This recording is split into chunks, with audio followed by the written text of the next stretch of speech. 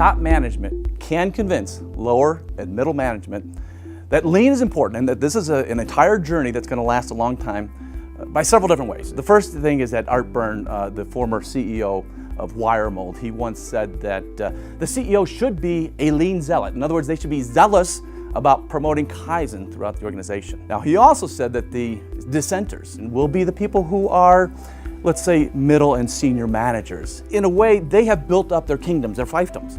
They're proud of their department or their silo.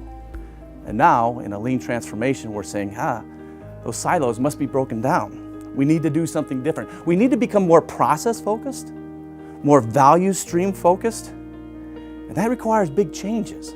So the first thing a CEO must be willing and able to do is to break down those barriers between the departments, divide up and bust up those silos to become process-focused.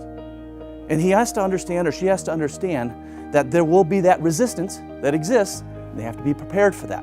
There has to be a story, there has to be a reason. And the reason is we must be process-focused. The second thing that they must do is to become involved in Kaizen events. And by involved, I don't mean just showing up at the daily meetings at the end of the day or the final debriefing at the end of the week. I don't mean that kind of involvement. I mean seriously involved in becoming an active member in doing Kaizen events.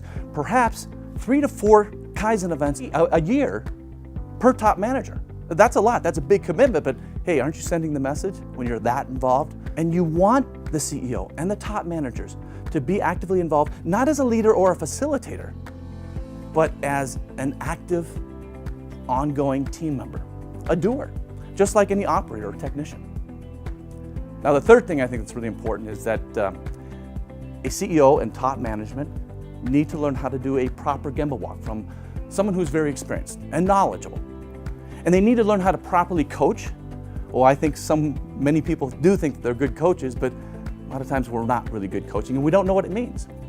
They have to develop the skill of asking Socratic questions. They have to be respectful of people while still challenging the process. So a top manager needs to understand, how do I learn the skill of doing a Gemba walk? And then teach that to those people who are direct reports to that person. Now, you have to make sure that it's consistent at the next level. So I like to call this the Gemba Gemba.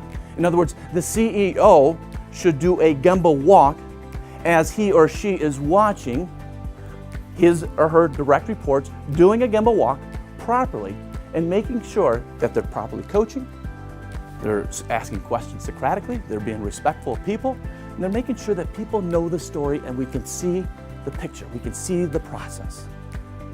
So those are the 4 key skills I think that a CEO needs to develop and deploy in order to make sure that all lower and middle managers understand that they are serious and lean transformation is going to be that long, long journey that will never end.